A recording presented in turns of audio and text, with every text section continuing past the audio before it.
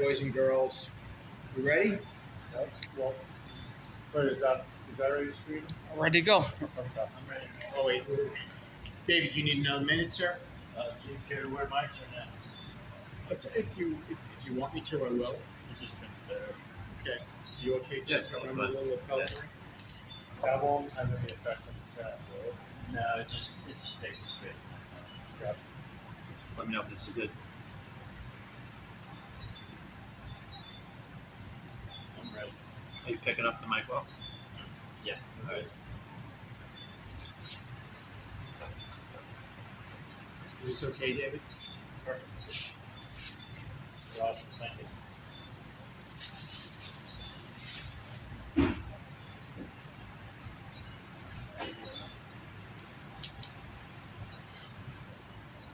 Okay. We are ready, rocking and rolling. 3, 2, 1. Welcome, Patriots, the America First podcast. Today is Thursday, August 17, 2023, in the year of our Lord and Savior. We are coming to you from the amazing America First warehouse, the most patriotic venue in the country, the tip of the spear for the America First movement in the northeast of the U.S., the divine inspiration and creative genius of Joe the Box and the amazing First Lady Tony. My name is Steve. I identify as always as a humble America First patriot of faith and honor, and I am joined today by the esteemed Tom Wehrman. Hey, thanks, Tom. Hey, thanks for having me again at the amazing America First warehouse, at the America First podcast here at the America First Media Campus. This place is amazing. And as I always say, if you have not been here yet, you need to get here. This place is outstanding. If you love this country, you consider yourself a patriot, this is where you need to be. Yeah. Thanks for joining today, Tom, as co-host. So we're in the home stretch. Today is the last day of our January 6th Truth and Justice event. And it has been amazing, very impactful.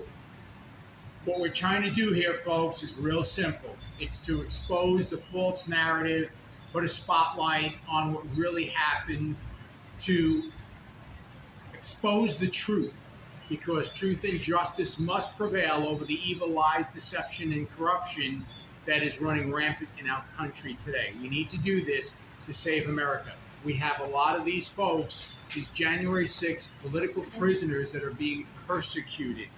Sometimes even when there is exculpatory evidence that would exonerate them, they're still being found guilty. And many of these folks, as we've talked about, they're not getting due process, they're not getting timely trials. When they're going to trial, they're getting public defenders that are not representing them very well. They're not getting impartial judges or juries, right? This is the D.C. Gulag prison and the court system in D.C. And it is like a rubber stamp to be able to punish anyone that is against the leftist narrative, and most prominently anyone that they consider to be a Trump supporter. So, Tom, tell me your thoughts on, you were here, last night we had the personal testimonies of a lot of the January 6th folks, if not the people that were in prison, their families, spouses. What were your takeaways from that? Steve, I got to tell you, so I'm sitting here and I'm listening to Ashley Babbitt's mom, and I'm listening to different family members tell the story about their family members who either were killed or are currently incarcerated without due process. And I'm going to be honest with you, I felt tremendous amount of guilt. And then you say, well, why would you? What do you feel guilt about? You have nothing to do with that. And you know what it is? We all watched January 6th. We all saw the whole thing unfold, and we knew that certain people were being arrested, months later, or weeks later, whatever it was.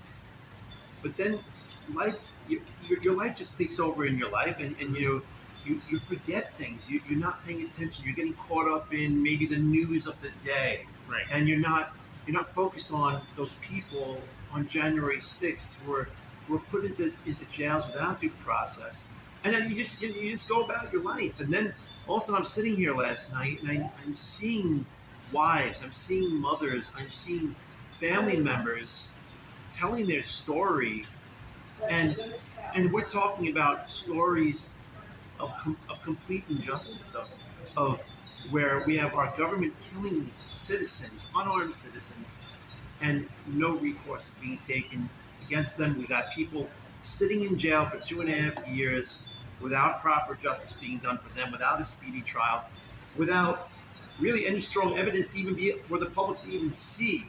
All we know is that these people were insurrectionists, quote unquote.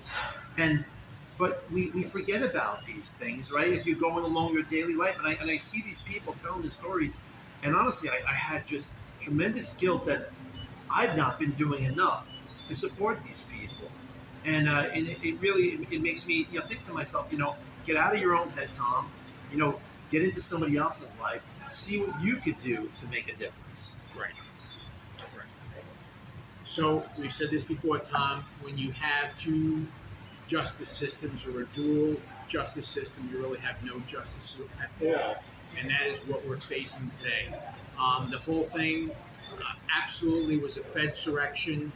If you look at the fact that Capitol Police Chief Steve Sun has said that he was denied the intelligence and the resources, the assets needed to prevent what happened that day.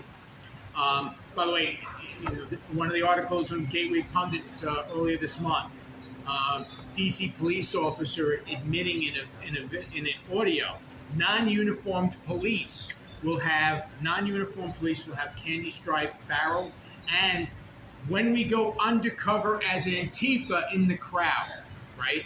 So we know there were a lot of provocateurs there, and some of the just to highlight, one of the folks that we had here at the America First Warehouse this week, Sarah Carpenter. Sarah was a 9/11, September 11th, 2001, first responder, New York City Police Department police officer. She's now a convicted felon for entering the Capitol, and guess what she did? She shook her tambourine, and they actually, when they arrested her, FBI agent went into her apartment in Queens, took her religious artifacts, her rosary, took her tambourine, and the tambourine was actually used as evidence in her trial in D.C. Can you believe that? She was found guilty 7 counts, rosary beads and tambourine confiscated as evidence. How insane is that? So we're looking for justice in our country, and I think most people would agree that if you literally broke in, if you were the one smashing the windows of the Capitol building, and you were the one who was creating violence, yes, you should be prosecuted against. But we're not seeing those people only being prosecuted against. We're seeing a lot of people who haven't been prosecuted against, where they have thousands and thousands of hours of videotape, where we don't even know where these people are. Maybe because they're part of the authorities. Right. Maybe that's what they were. We know that there were people in Antifa, actually members of Antifa, who disguised themselves as Trump supporters, who went into the Capitol building. But we don't see that these people are being prosecuted against. You'll have a person, where the police officers, the Capitol Police, were opening doors for people, and these people, well, I would imagine a lot of them just were thinking, "Wow, we're allowed in here," and they're going through. I'll never forget, Steve, when I saw the velvet ropes up, and the protesters walking in between the velvet ropes in an orderly fashion. They weren't tearing statues down. They weren't lighting things on fire. Look, like I said earlier, there were people who were going in there doing the wrong thing. Right. But I don't think that's the majority of people. And now we have people sitting in jail cells who, some of which, as we heard last night, we may hear a little bit from family members, were helping police officers. Yes. So where is the equal justice? Why are some, as we heard last night, why are the judges being lackadaisical and even looking videotape? They don't even want to see the videotapes to even exonerate anybody. So there's so much to this, and this is where the part that really hurts me as an American, Steve, is how in the world is our country becoming so corrupt that we can't have proper adjudication with real evidence to be put forward? Why is evidence being held back from the American public? We heard last night that certain videos are not even allowed to be seen by the American public. Why is that? Right. Why? It's a cover up, Tom. It's a cover up. And that hurts to say. To even say the word cover up. I grew up as a proud American. That those stars and stripes, the FBI say these are things I looked up to, and now, I as an American, I'm hurt. I'm literally hurt. It hurts my heart as an American to know that our institutions that are meant to protect us are partisan, and they're literally trying to harm people. Tom, I don't use that the word cover up casually, and I agree with you, man. I grew up a little bit older than you. Don't ask how much. But trying to figure it out. So, but I grew up. I watched Superman, and I totally bought into truth, justice, and the American way. And it really is devastating to realize just how corrupt the government has become in our country. Right, and the agenda, right? So, we're seeing that, they took those who entered the Capitol, and some people who never even entered the Capitol were arrested. Right. Some people that never even entered the Capitol, and they were arrested. And they didn't do anything. They didn't destroy any property. Right. They didn't do anything violent. It was absolutely a setup. It was a setup, Tom. And now they don't. I'm trying hard not to believe but they this, don't. Steve. They don't I'm want. trying hard. So listen, they've got their narrative. It's a false narrative. They're trying to. This is all part of it's political persecution and political warfare. They're trying to intimidate all of us. And then, Tom, we talked about this previously. I'm going to just touch on it again to realize that there's another part of this insurrection on the part of the government that, and I say the government, it's government operatives, right? The intelligence community. Nancy Pelosi obviously was responsible for the Capitol Police. She denied the National Guard, Trump's request for the National Guard to be there. But on that day, right, they needed to create an emergency in order to stop the motion challenges that were going to be put forth to halt the certification and begin voting, to look into the November 2020 voting irregularities and fraud. They did not want that to proceed. So, and those pipe bombs were an insurance policy in case people didn't take the bait and if the Capitol wasn't breached, right? But they used that just before the first two motions were about to be made, and there were 140 congressmen and senators that were supporting this before the first two motions that were to be made. Literally 2 minutes before, right? They evacuated the chamber, declared an emergency. When they resumed later, it was under emergency proceedings. Those motions were never made, and therefore, listening to, they wanted to have it kicked back to the state legislature in Pennsylvania was asking for another, I don't know if it was a week to 2 weeks, 10 days to look into this. Because just as a quick example, in the state of Pennsylvania, there were 202,000 more votes that were tallied than there were voters and ballots. We know about having more voters and ballots in New York. Which, per the election law, meant that it never should have been certified. And we've said, we were saying that this is all intertwined with the Trump indictments in D.C. and in Georgia. Right. So you have the Trump indictments now in Georgia, which are literally trying to make Donald Trump a January 6er, where they literally want to put him behind bars. I mean, I don't know if you recall. Do you remember when Trump said, "March down the street and break into the Capitol"? Do you remember that? No. Neither do I. I recall he used two P words: peacefully and patriotically. Yeah, I mean, I don't know. It's easy to get that confused, right? Peacefully and patriotically with, let's break into the Capitol and cause an insurrection. Break in, insurrection. That must be synonymous with those words. I mean, this is what's crazy, though. I mean, they're literally trying to say that Trump himself is equivalent to a person who is an insurrectionist. And by the way, the term insurrection. Can we just stop here for a minute? Let's just talk about the word insurrection. Listen, the most heavily armed people in the country are probably on the conservative side because we believe in the Second Amendment. I would think if there was a planned insurrection, this would be the worst planned insurrection of all time. I mean, not one person with a weapon. Seriously, and I'm not saying this is what we want to do. Let's be clear on that, right? I'm not advocating. I'm not advocating for an overthrow of the government. What I'm saying, if we wanted to create an insurrection, I think a better idea would not to be putting our feet up on Nancy Pelosi's desk or saying a prayer in the chambers of Congress. I think we'd probably take arms. This was not an insurrection. It was never an insurrection. It was a massive protest that got a little bit out of hand with a lot of question as to how it even started. So I think we need to really, that's what really needs to be addressed first. And that doesn't seem to be where any of the investigations are leading. Yeah, I don't know. I have to tell you, I think that Sarah Carpenter is marching into the Capitol with a rosary and a tambourine. Those are pretty scary does weapons. Constitute I am scared of rosaries and tambourines. I a gotta conspiracy tell you. to She might violently. shake a rattle in my ear and I might fall down and die. I think So I think Sarah was part of a conspiracy to violently overthrow the government with a rosary and tambourine.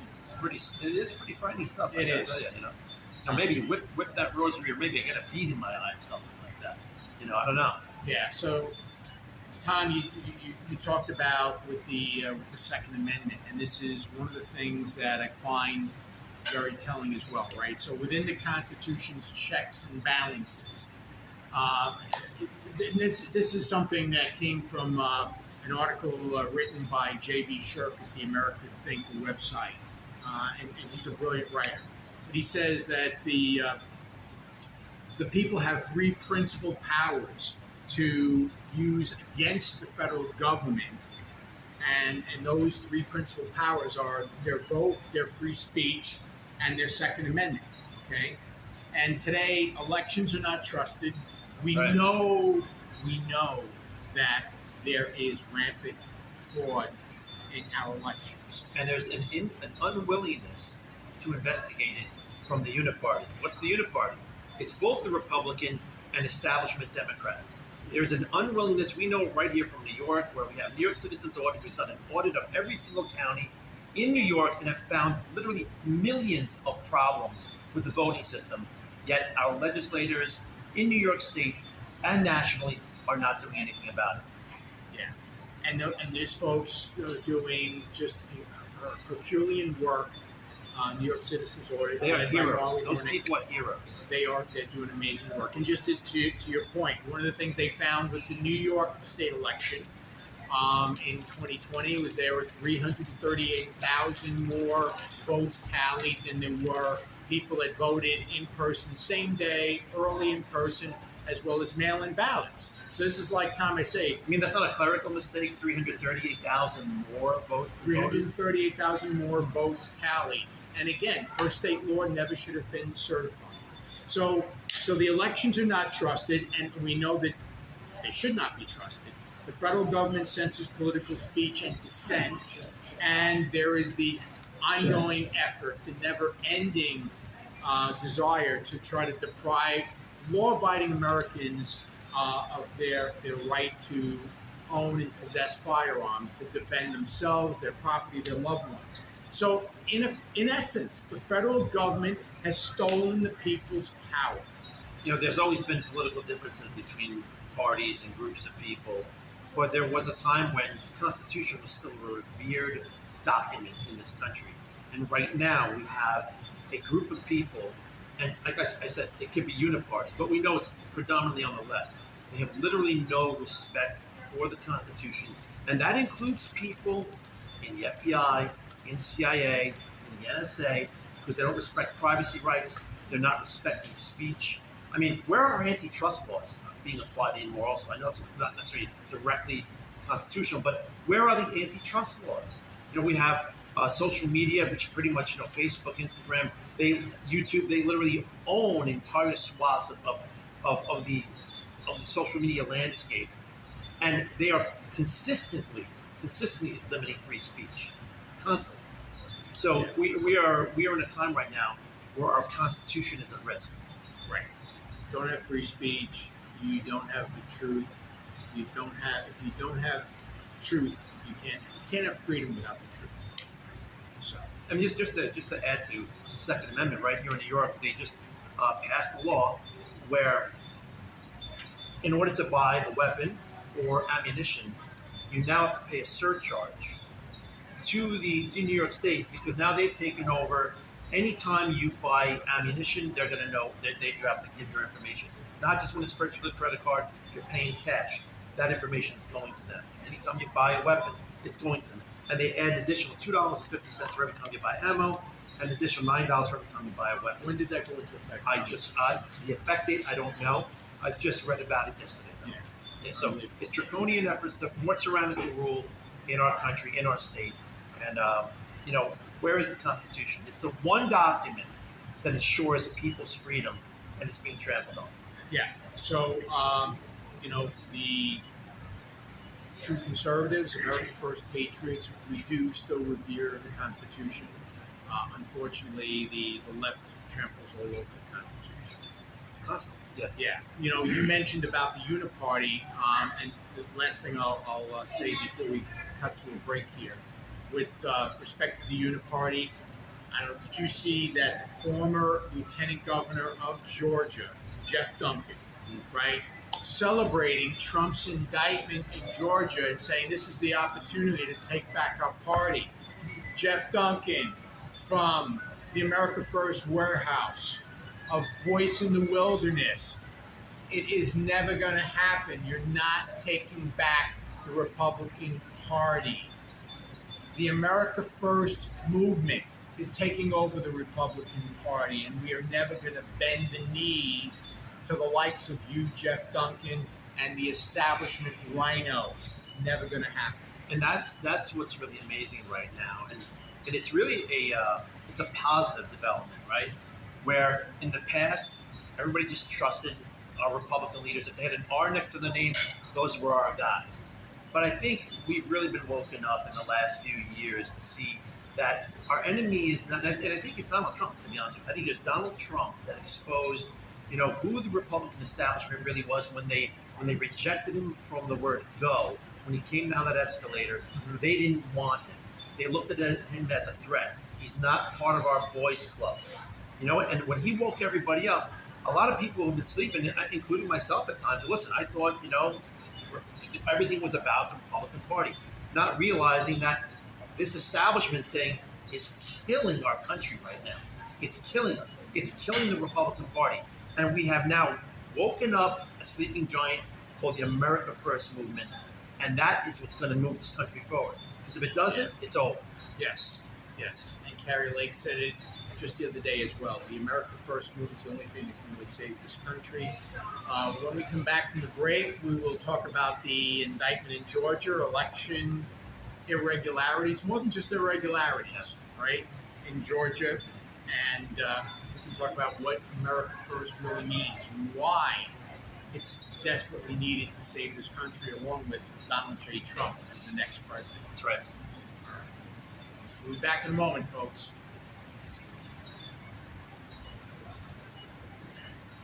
I know that was a long run.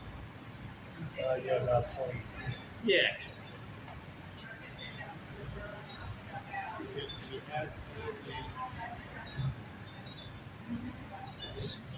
Grab one? Sure, yeah. Just take a look.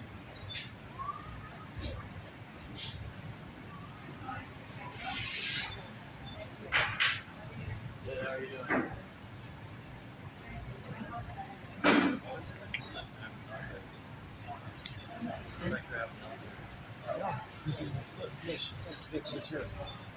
Here, turn this here.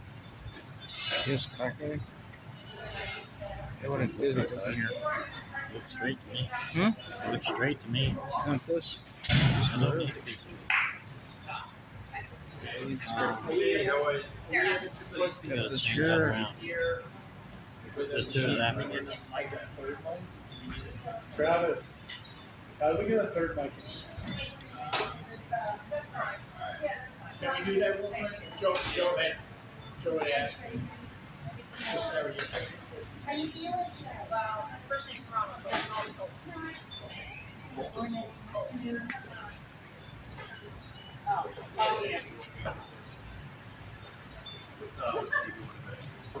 Oh, yeah. Yeah. Yeah. Allison has.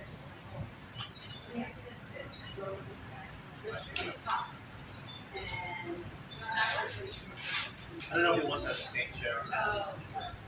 Maybe different.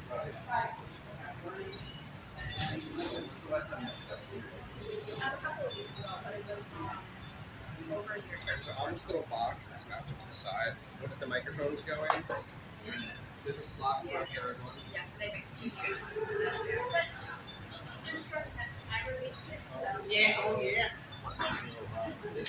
Hey guys, Yeah, so they took us in August of 2021. I didn't see her until April.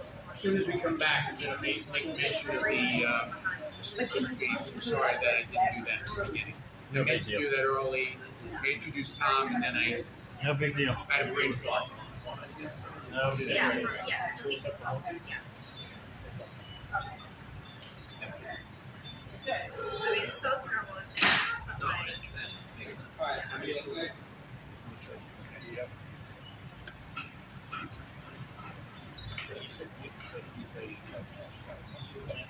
yes, sheriff's deputy, 7 years. Tennessee.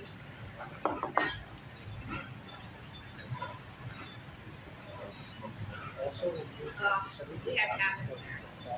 Yeah, my buddy. Okay, nice. So Sarah, It's beautiful, yeah. Cerebral if you're from there. so one of the things I'm going to ask you Yeah. is, just obviously just give us, your personal story. Yeah. Um, This is yeah, all on this your is right like- side. Yeah. Oh, that's fine. I just want to be like, Okay. So your personal story, yeah. how being here in this Yeah. system, how this Right. how this event, Right. right, has affected you, Yeah. the impact of this. It should be alright. I would like you No, just like the left. to support your husbands, right, J6 prisoners at large, right? And whether it's financial support or like one of the things that we've, that I've said to people is, hey, petition your local congressman and just, stand up for these political prisoners, right? Fight for their rights to get change of venue, to get timely trials. Something. It's something, okay? If you know of people that are lawyers that are willing to step up, Right. so that a lot of folks are getting public defenders, both for the benefit of a We still have an on-truck. and what really treating it. Yes. Well, we had a private employee. Okay. All right. So Yeah. is that okay? Yep. All right. We won't keep you too long. Yeah. All right. Get my butt back in here. We need to test Sarah's mic. Okay. All right. So we'll come back and you give me a 3, 2, 1. 3, 2, Hey folks, we are back and we have a special guest with us, one of the participants in the J6 Truth and Justice Week. We're honored to have Sarah McAbee, and Sarah is someone she's the wife of a J6 political prisoner that's being persecuted. Her husband, Colt, right? And you're from Tennessee. Tennessee. So Sarah, tell us a little bit, tell the audience about you, Colt, your personal story, what you've gone through, and what you think of the event this week here in America, Missouri. Absolutely. Thank you for having me on and giving us a platform to talk about this stuff. It's not fun. It's very political. So unfortunately, what I figured out today, actually August 17th, marks 2 years from the time the FBI came and raided our house and took my husband. I didn't realize that when I left for a business trip on August 13th, that would be the last time I saw him until April 1st of 2023. And when I saw him, it was behind glass for 30 minutes. So you're saying you weren't able to see him before you didn't actually put your eyes on your own husband for a year and a half. A year and a half, correct. Yeah. It was this April, not Yes, this past Dear April. Lord. Yes, and it was behind glass for 30 minutes, and it drove all the way to Washington, traveled all the way to Washington D.C. Prior to that, I had tried to go see him 3 times. First time was he was being held in Kentucky, and this was a month after this happened, and they told me to have a 15-minute in-person visit. And I drove 5.5. I got up that morning at like 4 a.m., drove 5.5 hours to go see him, was waiting in the parking lot, and all of these buses started to leave. And I said, "Dear God, please don't let me leave one of these buses." I walk into the facility and I give them my ID, and she's like, "Ma'am, he's not here anymore. He left this morning for another facility." And after I talked to my husband after that, when he called me, he said, "Sarah, I'm so sorry. I was pleading with them to tell you that I was leaving. They couldn't even call me and say that he was being transferred. They made me drive 5.5 hours to be turned around to go back." despicable people. And then twice in Washington, D.C., before they allowed in-person visitation. They did allow it for some people, and I was told twice. I literally paid for 2 trips to go to Washington, D.C., and was turned away to go see. Steve, the political prisoners are not limited to those who are behind bars. It's their families as well, in terms of their treatment, in terms of how much access they have to their family members. I mean, the injustices just keep mounting, and it's shocking that it's happening in this country. And we say that all the time, that we're doing time out here as well. You know, they are behind bars and away from their family, but it's very real. Survivor's guilt is a very real thing that we are dealing with, that we feel even guilty for coming out here to something like this, because we know our loved ones are behind bars. It's hard to go to dinner with family and friends knowing what they eat and what they are allowed to do, and they're told a bedtime, and when they can take a shower, and all of these terrible things that we on the outside, we don't even think about this stuff, that these people go from making thousands of decisions a day to making less than 60. And that's part of the problem that we're trying to fix when they get out, is it's so overwhelming. You can't even go into a Walmart or a Publix and pick out shampoo, because for the last so many years you've been told what you can buy. So Colt has been 2 years today. So sorry if we went easy.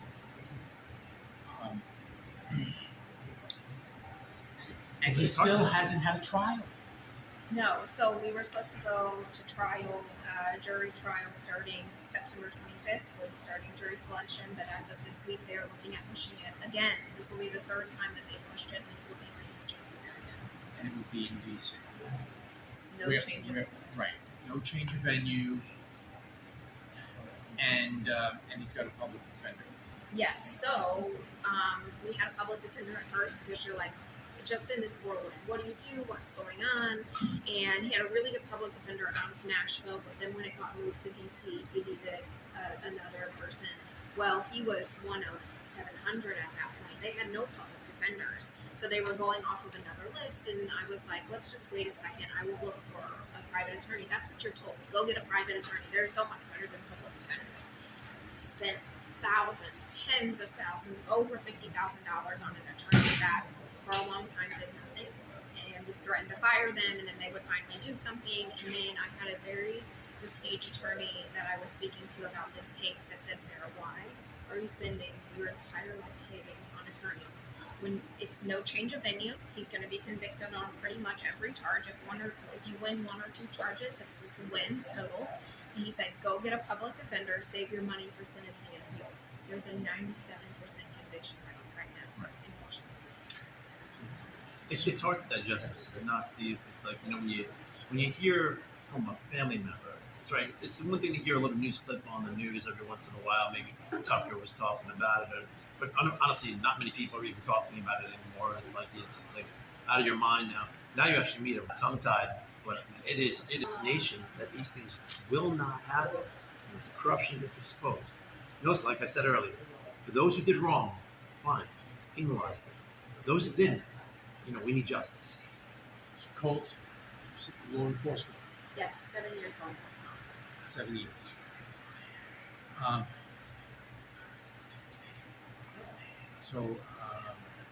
What can people do, Sarah? What can they do to try to help you and your husband, help the J6 political prisoners at large? Absolutely, that's such a loaded question because there's so many different avenues, right? To help my husband, you can go find his Gifts and Go, /Maccabee, read all about what he has gone through. And that goes strictly to us to help with legal fees, help keeping, the house up and running and all these paying for commissary. These are the things that a lot of people, that the American people don't understand. It's so expensive to have a loved one, right? Because of the justice system and the prison system and how it is. He's been moved 7 different times. Every time he gets moved, he's just given a jumpsuit and basic shoes, shower shoes. So I have to pay for his shoes, his undergarments, his food, his toothbrush, his toothpaste, basic necessities. It's at least a couple hundred every single time. The shoes that they wear to go outside for basketball or, to wear out in the day room. What we could go to Walmart and buy for $13. Shoes are the white ones with the straps, we could buy them for $13 on the outside. They're $48.50. That's what I have to pay for regular shoes for him to be able to wear. So every single time they're moved, we don't have a choice if they're moved or not. My husband was assaulted while he was in jail, and their way of taking care of it was for them to keep him out. So then we have to start over again. And so there's just so many different facets of this. Legal is very much a real thing that a lot of people need help on, but it's just your everyday. These people are the breadwinners that were stripped from their families that are now trying to figure out how to pay bills. So surely for him to be treated like this, he must have been punching a police officer in the face. He must have been, tearing statues down. Tell us why he's in there exactly. Yeah. 2 things. Roseanne Boylan was trying to save her life and helping a police officer that acknowledged he was trying. And I truly believe that is why they never gave him bond. They want to stick it to him. He was a sheriff doing what they are trained to do, right? That's the thing. They are taking these law enforcement officers, these veterans, throwing the book at them when they were doing what they were trained to do. I've never had the opportunity to ask him if he knew what the outcome would be and that he's still in this mess 2 years later. Would he still have done what he had done that day? I don't need to even ask him that question because I know his answer would be yes. Because you watch these videos and you just see a hero in action, in my opinion, doing what he was trained to do. So you just said there's videos. So there's videos that you would say, is it like just glancing at the side of him, or can we actually see him clearly? And if that's the case, why has that not already exonerated him? It should, yes. Every bit of what they are using to charge him with exonerates him. In the fact that if you turn on the audio that they don't want to play in court, Right. exonerates him. You hear 2 different officers thanking him for his help that day. And actually, I just watched another video. These Capitol police officers or Washington, D.C. Metro. They're Metro police officers.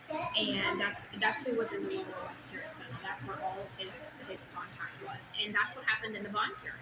Was we went in 2 weeks. They held him for 2 weeks without having a bond hearing. Went in for the first time within 5 minutes. The government had withheld all of this evidence from us. We went into recess. We went back. We were supposed to go the Friday before Labor Day, and the FBI agent called in sick for the holiday weekend. Went back in the week later, and the Middle District of Tennessee's judge said, let this man out on bond. He's not a danger to the community, and was never questioned if he was a flagrant. The government didn't like that decision. They appealed it, and it went to the judge in D.C. where he called him a terrorist on record. That entire time, none of the video had audio. They kept saying technical difficulties. So why they could not. So incredibly corrupt. I'm so sorry, sir. So have any Tennessee politicians or U.S. politicians, like congressional representatives from the state of Tennessee, have any of these folks stepped up to try to help you, your husband? No. In every sheriff's department that he worked at, I tried to get in contact with, or somebody has tried to get in contact with. And I truly believe that the FBI told them to shut up and say, I was going to ask you, do you believe it was a setup? Does Colt believe it was a setup on January 6th? and absolutely was. It was a trap that they walked right into. Just as Americans trying to air their grievances walked into being set up by their own government. What percentage of the population in this country do you believe knows that it was a trap, that there were a lot of provocateurs there, and that the real evidence is being withheld. What percentage do you think? That's a good question. I wouldn't know a number, but I will tell you a very revealing sign to me was not too long ago. I was on a podcast based out of Atlanta, and before we even got on, he told me that he was liberal and probably don't see eye to eye on a lot of things. But one thing we could agree on was questioning why my husband was in jail because he watched the videos. And that was very profound to me to see that somebody that might not agree with a lot of our policies can sit there and question. And so that entire podcast was very factual on what's going on with January 6th. And he was very open to say what is going on in our country.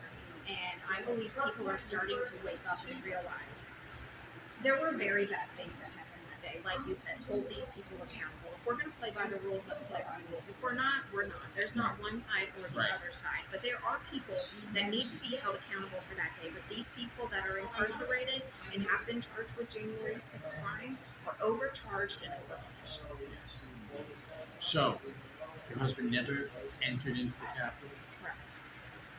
He's not been charged with attacking a law enforcement officer that day? No, he is. He has 3 assault charges.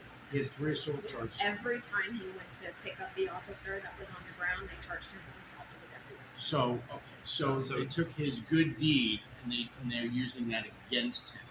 Have they been able to locate that officer? Yes, he will testify in trial. If we ever. You believe that he'll testify in Cole's favor? I hope so. I mean, these people that are bought off and paid off, and then you're a day before the trial, and they say they can't testify. Well, but you have audio, right? So there's audio, there's visual, there's audio of him thanking Cole. Well, not only the audio. What we did was we had the captions put on video, so it doesn't matter if they let the audio in or not. There's captions on the bottom where we have pulled his voice out, and you know that is him speaking to the officers. And then there was a video that I just watched that will admit into evidence that's afterwards that a cop is saying they're talking about the officer that falls down the stairs and about people helping him out there. Right. Sarah, Tom, do you have any final? I just want to say, listen, how sorry we feel. But if there's a light at the end of the tunnel, if Colt's imprisonment right now can help pull the veil away of seeing what's going on behind the scenes, where those who were corrupt are being exposed. Look, I'm not going to talk for him. I wish he was never there. But if his imprisonment actually reveals this, some good comes of it, and we thank him for that. Because all he was there was to address his grievances with the government. He was even helping people, Steve. I mean, this is wild stuff. What I think they're trying to do is they're trying to discourage American citizens from using their voice again in the future with fear that they too will be put in jail. This can't happen. I pray for you. We pray for you and your husband that truth and justice may prevail here over the evil lies, deception. Yeah, absolutely. Thank you for having me on. And one thing, lasting thought is you had asked earlier what people can do. This is more than about the Mackey family. This is more than about the families that are here speaking. This is about America and American patriots. That if it can happen to somebody like my husband, it could happen to any of us. And that's why we have to look down the barrel at this and say we're not going to when we say enough is enough, it's going to stop. And that's what we have to do. Adopt a local Sixer in your area. There's a map on 4 actually, an American Gulag, where you can find people from your area, write to them, reach out to their families for local support. Everybody has a voice. We need to be getting these stories out. Monetary donations to keep us going are great, but if we just sit back and sit on our side of the street and eat our food, nothing is going to change in America. We have to save ourselves. Very well said. God bless you and your family. Thank you. Thank you so much. We'll be back in a moment, folks. Thank you. So it's Give, Send, Go / McAdoo. Yes. Yeah, that's ours. Yeah. We could put that in the bottom of the screen. Yeah, maybe we can do that. We can put it in the We do the edit. Description. description. Thank you for having me on. I really absolutely. appreciate it. Thank you. Yes. Like you said, it's pretty wild, Yeah. you know. just the fact that I'm gone. there's a website called American Idol. Yeah. Just think about that. Yeah. I think it's I like the shirt. Thank you, Sue. Thank you. Are we doing another segment? Let's do one more segment quick. Can I just put this mic underneath? I'll turn it to the off position. It's Yeah, off. you can actually use one. Tom, it's just makes me want to cry. Yeah, no, that's it. It's like, there are times where I'm just pausing and I'm like, So I'll just leave it under here. No, because that's the mic that goes to the stage.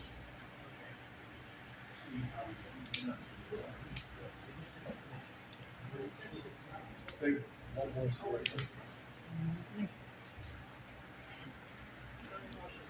It's a suspect. She rumbled here.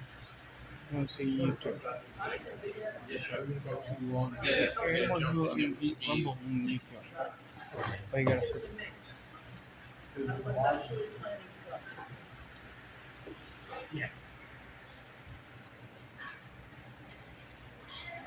I have a friend who will watch this that wanted me to go with her that day. Yeah, I was actually supposed to come.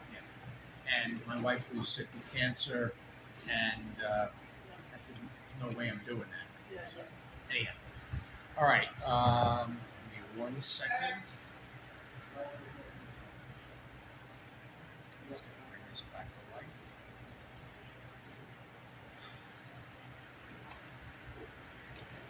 Yeah, so Tom, that was good. Yes, good questions. Thank you, sir. yes. It's a story that needs to be told, right?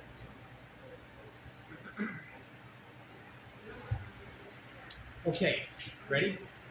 3, 2, Hey, folks, welcome back. This is our final segment for this podcast, America First podcast today. And it's very difficult to listen to Sarah McAbee's firsthand account and not be impacted by that. Yeah, we're sitting here, Steve. We're doing a podcast, and right now our job is to talk. And then you listen to what she has to say, and you sit there and you ponder. You ponder many things, what they're going through as a family, what's going.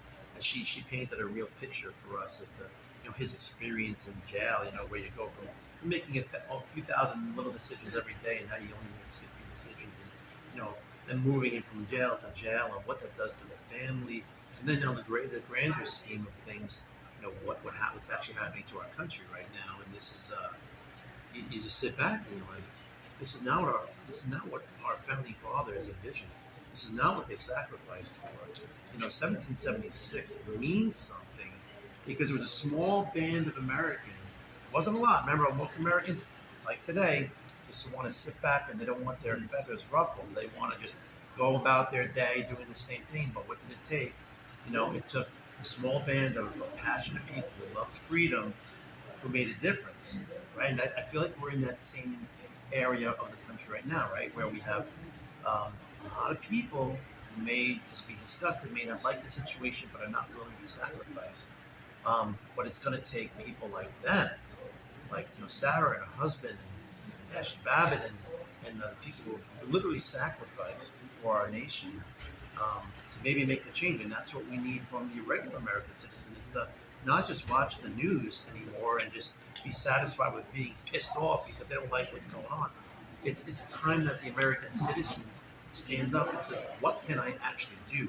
What action can I take? Because, as I said in the last podcast I did with you, this country was founded on we, the people. That's what it was founded on. And that's what it's going to take to provide us. Conceived in liberty. And they are stealing, they have stolen his liberty, they're stealing his life. So,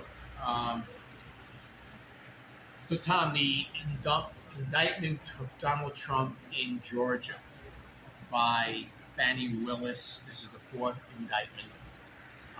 And this is the charges, conspiracy to try to overturn the election, that Trump knew it really wasn't, a stolen election, but conspired was there was this criminal um, enterprise that was conspiring to not relinquish control of the government.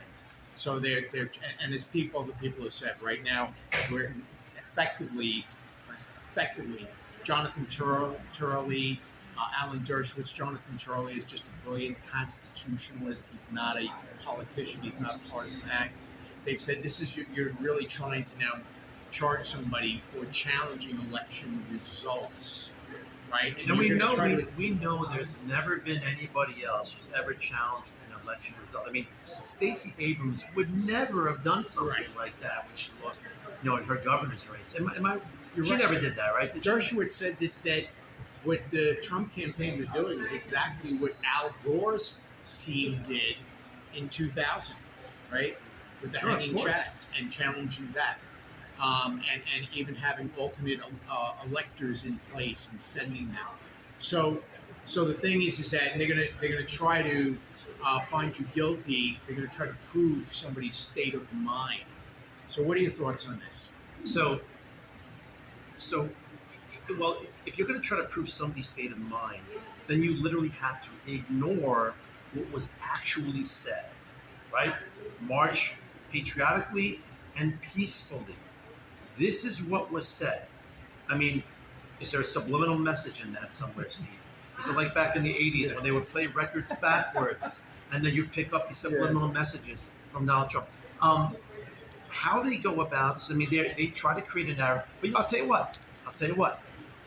They do this because they do know they have judges in their back pocket. They know the judges are political appointees. And they're hoping that some of these judges will just completely ignore the Constitution, not understand what freedom of speech is, which, let's be honest, we just take a look at our Supreme Court of the United States, and you see 3 justices continually just completely ignoring the Constitution. So they're betting on it. That's what they're betting on. Hold Yeah. on, just cut out again. Travis. Yeah. You just cut out again. It's U.S.A. Wow. Got it. Should be back. Sorry again. So yeah, No. be back. No, it's not going to come back. You have to. That's You just have fine. to. Yeah. The USB pulled down. Yeah. You have to close that whole. Yeah. Sorry. It's all right. I'll pick off. I got it. Yeah, just don't the 3 Supreme Court justices.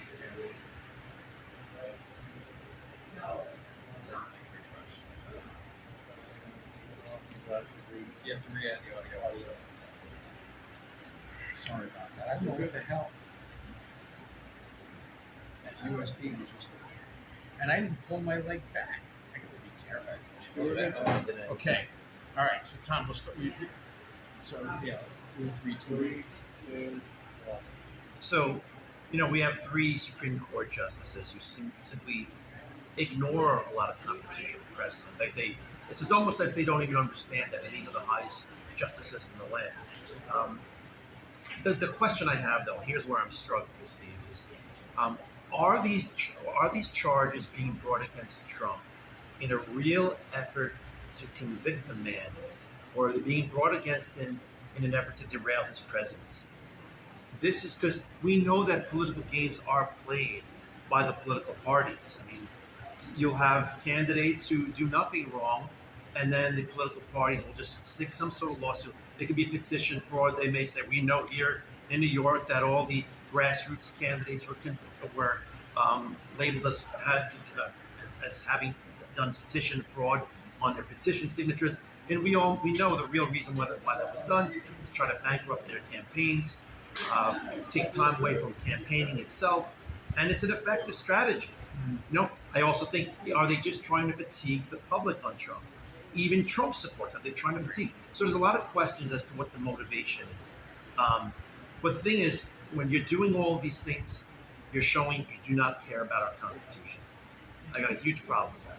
Yeah. So Tom, on that account, I think that they see this as there's only upside. If Trump, they would love nothing more than to put Trump in jail,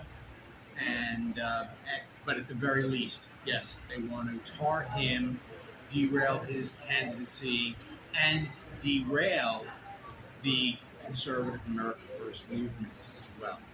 Well, I got to tell you, you know, Trump may have really ignited the America First movement, but it doesn't end with him. Right. The America First movement is about the American people and putting the country first. Right? We're not seeing this from our legislators in Washington. We're not seeing it from many of our presidents in Washington, Republicans included. Right. So the fact that they think that they're going to put down the America First movement, not going to happen. It's not going to happen. Yeah. Thank you, Tom. By the way, you mentioned the 3 Supreme Court justices. I would add that Chief Justice Roberts treats the Constitution like it's Play-Doh, depending on the day of the week. Yeah, I mean, I recall when they had the big case on Obamacare, and he sided with the liberals on that, making Obamacare walk. And I was just dumbfounded by that. And then I read Antonin Scalia's dissent on that, and it was like just he excoriated Roberts. I mean, and he did it with understanding what the founders wanted. Right. So it is shocking how a guy like Roberts can even make these decisions sometimes. Right. So, Tom, what I want to do before I give you final comments, I just want to hit on the substance of election fraud in the state of Georgia. And so there is a 16-and-a-half-minute video, folks, up on Frank's speech, and you can check it out. It's a superb video, and it says that out of 9,000 vote updates, one of the things, it has lots of information, very, very compelling, very factual. But Tom, there were approximately 9,000 vote updates. The election was decided by 4 extreme vote updates, each with a probability of less than 0.1%, each of them, right? So one that happened in the state of Georgia at 1:34 in the morning. It's a normal time to count. Was reported, and this was, remember, Tom, after they closed down State Farm Arena, they said everybody's going to go home. They talked about a water leak, and then they reported that 5 heroic people stayed behind. They pulled boxes out from under the tables. They started stuffing ballots through the machines. They started taking ballots out, putting them back in the machine several times. Well, it was reported at 1:34 in the morning that Biden received an additional 136,000 plus votes, and Trump received 29,000 votes in an update. So all of a sudden, this was an aberration, a huge aberration. Trump was leading by 356,000 plus votes at midnight, and then the shenanigans started. This particular data dump, right, all of a sudden gave Biden, plus like 107,000 vote gain, and it just continued from there, and he ended up winning by approximately 11,700 to 800 votes. But some of the irregularities, I'm just going to very quickly. So you talk about Trump's state of mind, and did he believe that the election was really stolen? You're damn right he did. So right. In Georgia, every scanned ballot produces 2 files: an image file, right, like you take a picture of the ballot, and an authentication file. And they're supposed to be produced simultaneously, except for over 16,000 ballots. The authentication files were generated hours or days after the image files were generated. So how is that possible? And again, that's greater than the margin of victory for Biden. Over 17,000 final certified votes, recount presidential votes, have no image files at all, over 17,000, right? There were 132,000 plus mail-in ballot image files that cannot be authenticated. There were no authenticated files for 132,000 plus mail-in ballot images. And the last data point that I just want to quickly share is that there are no images to support 374,000 plus certified in-person votes, no image files. And this is a violation of both Georgia state election law as well as United States federal election law. So you have Donald Trump now being brought up on charges that he should not have even questioned these results. or these data points that you have given us right here. He's not allowed to question it. This is for the presidency of the United States of America. The success and failure of our nation depends on it, not just on who the president is, but on the election systems themselves. If we don't have an election system that the public can trust, we don't have a republic anymore. That's it. We must have trustworthy elections. And if the people of the country were, let's say they were to choose a communist or a socialistic style government, but if the people chose it, we have to accept it. But when other people are choosing, when one person is getting 40,000 votes, or they're just duplicating votes or doing all the things that you said in your data points here, you don't have secure elections anymore. You don't have a nation. That means the elites are choosing who our leaders are, and it is no longer we the people.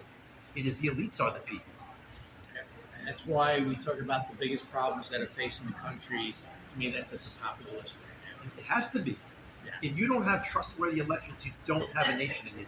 Yeah. So, Tom, what are your well said? What are your final thoughts, sir? Well, I'll tell you what. This whole J6 week here at the warehouse has been so eye-opening. Again, it put for me, it put real faces to the struggles that people are going through. Those who are incarcerated, and we tend to only think about them, but their families. We're actually meeting the people. Ashley Babbitt's mom is here talking about her daughter. Somebody who just wanted to air her grievance to the government. Right. Unarmed, shot, no accountability, zero accountability on who shot her. So this really speaks to my heart in a way that it didn't speak before. And for those of you who are watching right now, and maybe you're in the same position that I was in, where you've just been watching the news, you know about January 6th, then you go back to work the next day and you don't really think about it. I'm encouraging you, look deeper. These are your fellow Americans, and if it can happen to them, it can happen to you as well. Thank you, Tom. Thanks for co-hosting today. Folks, we're going to have the grand finale this evening from 6 to 9. You can watch live stream everything that's going on here. A couple of sources. We have U.S.A. 76, the number 4, Ashley, ASHLI, right, Sean? And we also, and that's on YouTube and Rumble. And we have Freedom Stream Media. I'm sorry? Express. Freedom Express Media. I'm sorry. Freedom Express Media. Sorry, David. And that is on YouTube, Rumble, and Twitch. So please check out those sites. If you're not there already, please do. And thanks very much, folks, for watching this. We have the America First podcast. That'll be on Rumble, and you can visit us on Rumble via TAFMC for the America First Media Campus, TAFMC.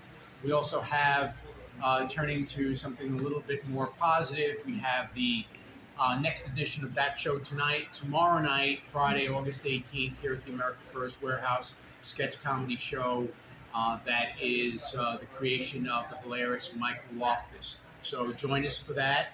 If you can't be here in person, subscribe via thatshowtonight.com. Thatshowtonight.com. You can subscribe, and then you can watch all of the previous editions as well. Thanks very much, folks. As always, stay strong in faith, be courageous, live free. God bless. Yeah. Great job. Thanks. Thank you, Joe. Thanks for having me. Thank you. Thank you, lady. Thank you, Trace. We go see Mr. Thank you, Dan. Oh, yeah. Right. Weirmans. Okay. Thank you so much, Dave. I'm sorry. You know what? After she started talking, I felt like I had, just my brain was just... I'm sorry. You're I'm fine. sorry. Dude. Don't apologize. No. I kind of like the extreme, but Yeah. Thanks, David. thank you. I'm so sorry.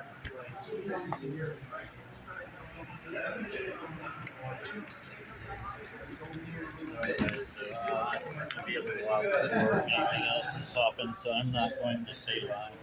I'm going to go ahead and close down and I'll reopen and do live. Things do start happening. I might go take minutes.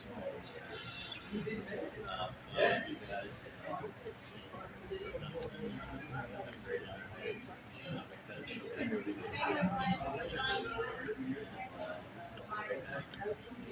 Thank you guys. Extreme Freedom Warrior.